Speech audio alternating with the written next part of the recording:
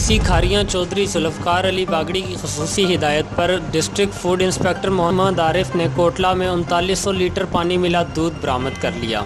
AC Khariyan ने मोहम्मद इसहाक, कदर हुसैन, फरियाद इलाही को 43,000 जुर्माना कर दिया।